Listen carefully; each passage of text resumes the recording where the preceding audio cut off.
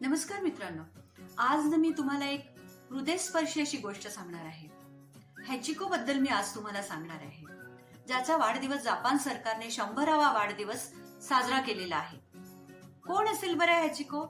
कल्पना करू शकता का? हॅचिको ना एका कुत्र्याचं नाव आहे. अत्यंत प्रामाणिक निष्ठावंत कुत्रा म्हणून हॅचिकोला ओळखलं जातं आणि त्याचा पुतळा जपान सरकारने रेल्वे स्थानकावर उभारलेला आहे. अशा या अत्यंत निष्ठावंत प्रामाणिक कुत्र्याची कहाणी गोष्ट मी तुम्हाला आज सांगणार आहे. अगदी शेवटपर्यंत ऐका. छोटीशी आहे. हॅचिकोचा जन्म टोकियो शहरात झाला 1913 मध्ये. तिथल्या प्राध्यापकांनी युएनो हे त्यांचं नाव होतं, त्यांनी त्याला रेल्वे स्थानकावरून घरी घेऊन आले. त्यांच्या पत्नीला काही ते आवडलं नाही, पण त्यांना मात्र आवड होती प्राण्यांची, त्याच्यामुळे त्यांनी त्याची खूप काळजी घेतली आणि त्याचं नाव हॅचिको ठेवलं. पण हॅचिको खूप सिरियस होता. इतर कुत्र्यांसारखा तो काही खेळत नव्हता, एका ठिकाणी चुपचाप बसला राहायचा. प्राध्यापकांना वाटायचं हा माझ्याशी खेळत का नाही. आणि एक दिवस काय झालं की हॅचिको प्राध्यापकांशी खूप खेळायला लागला. ज्या दिवशी त्यांना सकाळी कॉलेजला जायचं होतं त्याच दिवशी तो त्यांच्या पायात करू लागला, त्यांची पॅन्ट ओढू लागला, बेल्ट ओढू लागला, जेणेकरून त्याला वाटायचं की आज आपल्या मालकाने बाहेर जाऊ नये. प्राध्यापकांना खूप आनंद झाला. ते मस्त आनंदात त्याच्याशी खेळू लागले आणि बराच वेळ खेळून झाल्यानंतर ते निघाले आपल्या कॉलेजला जायला. हॅचिको पण त्यांच्या पाठोपाठ रेल्वे स्थानकावर गेला. ज्या रेल्वेमधून त्यांनी प्रवास करायचा होता तिथपर्यंत हॅचिको गेला आणि अगदी अश्रुपूर्ण नयनेने आपल्या मालकाकडे तो बघत होता.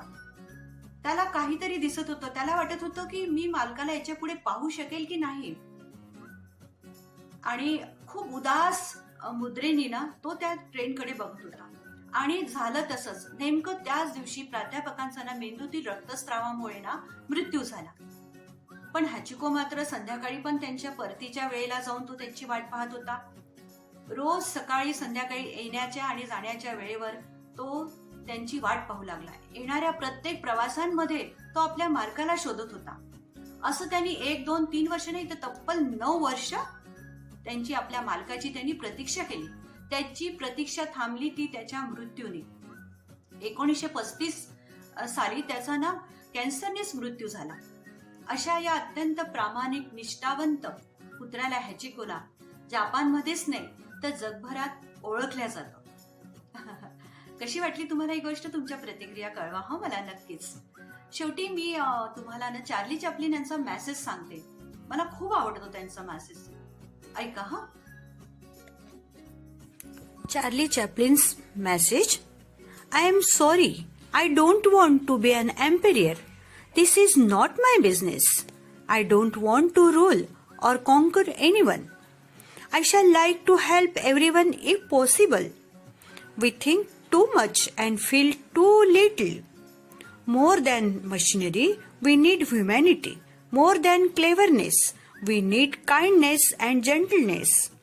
Without these qualities, life will be violent and all will be lost.